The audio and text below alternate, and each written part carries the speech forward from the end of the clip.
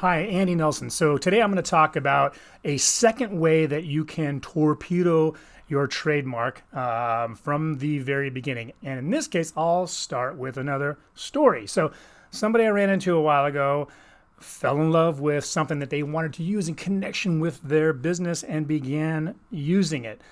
Problem was, it was very, very generic, maybe somewhat descriptive, but the point is, they adopted something that they can't really protect. The whole point of adopting a trademark is to allow consumers to identify and separate from competitors a single source of goods or services. So if you adopt something that is really not protectable, it's one thing to adopt something that might infringe on another trademark. That's a problem too, which I covered in my last video. But even if you don't infringe or are likely to infringe on another mark, if you adopt something that is not protectable for any number of reasons, that's no good. So what might be a bad choice? Something that's generic. Obviously, you can't adopt beer and use that with beer for your brand, or ale, or what have you.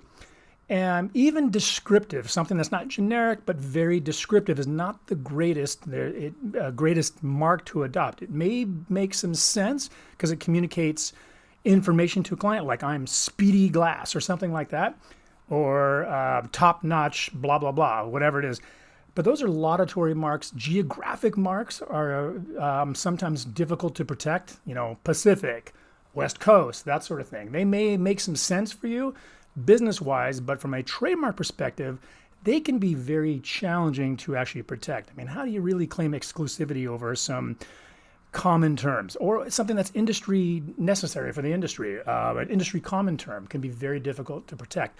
Certain other things, a mark that might incorporate the flag of any country, including the United States, those happen a lot, not protectable.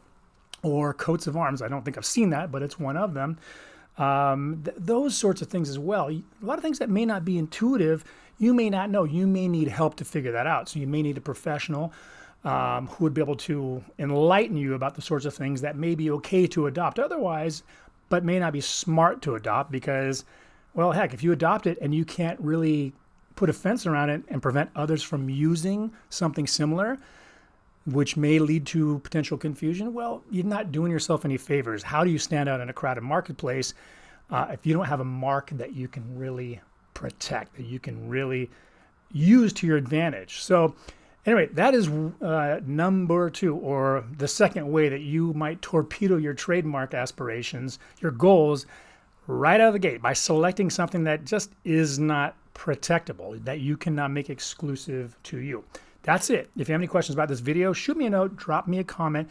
And if you know anybody who might benefit from the content of this video, please feel free to share it. So until the next one, have a good one.